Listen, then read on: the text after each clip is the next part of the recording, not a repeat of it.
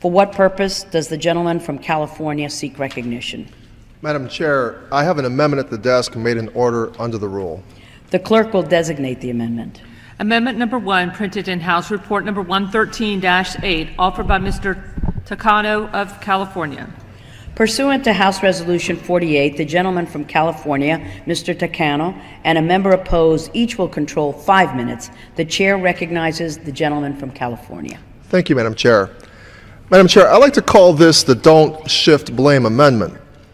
The bill before us today tries to blame President Obama for all our fiscal woes. Judging by the language of this legislation, I'm convinced the House Republicans live in a world where our entire national debt suddenly appeared on January 21st, 2009. But let's be clear, our debt was not created by the President alone. And while the President may be responsible for sending us a budget blueprint, it is ultimately Congress that holds the power of the purse. I think my colleagues on the other side of the aisle are forgetting a key part of our job. The President does not pass budgets, nor does he appropriate funds. Congress does. My amendment makes a simple change to the findings section of the bill to clarify that Congress has the constitutional responsibility to fund the federal government. Now, I can guarantee that when the majority introduces its budget this month, it will be so extreme that it has no chance of passing both houses. The Republican majority seems to be able to come together for meaningless proposals, but they know that when it comes to sensible legislation, such as preventing us from going over the fiscal cliff or providing aid to Sandy victims, the 218th vote will come from a Democrat. The only thing allowing the House Republican caucus to govern is the House Democratic caucus. It is the majority's failure to negotiate in good faith on the budget that has gotten us here today.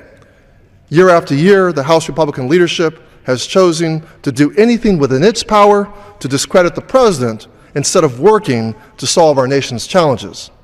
I urge my colleagues to support my amendment, and I reserve the balance of my time. The gentleman reserves the balance of his time. The gentleman from Georgia is recognized. Thank you, Madam Chair. I claim the time in opposition. Gentleman is recognized.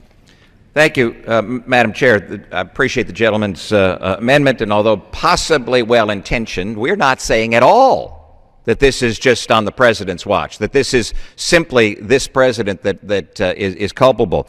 But you'd have to ignore the President's fiscal issues that he's had over the past 4 years to think that he didn't have a hand in this. On taking office, President Obama promised to cut the deficit in half. Madam Chair, the deficit when the President entered office was $458 billion. We all know that the deficit last year was $1.3 trillion. Hardly in half, not even with new math. Instead, he's presided over 4 straight trillion-dollar-plus deficits. Spending is 22% higher at the end of this president's first term than it was when he took office. Under his own budget, spending will be 40% higher at the end of his second term if Congress were to go along with the proposals that he brings forward.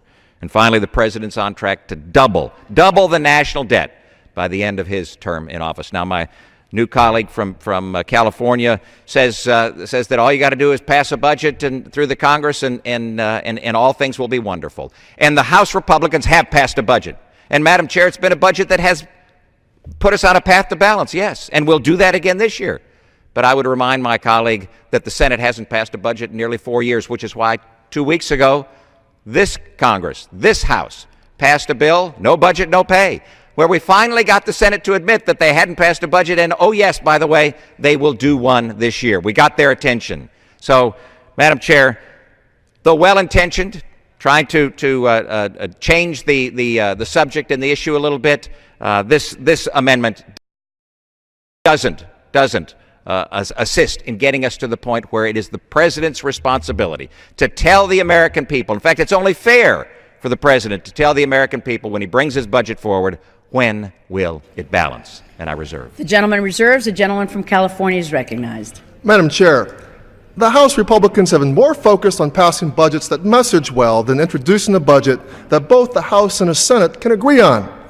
These are budgets that don't stand a chance of passing the Senate simply because the GOP refuses to compromise on anything. How many of their budgets end Medicare as we know it? What makes them think that the Senate would pass a budget that goes back on the promises we made to our seniors? The budgets passed by the House Republicans are less valuable than the paper they are written on. They do not bring both sides of the aisle together and are a complete waste of time and the taxpayers' money.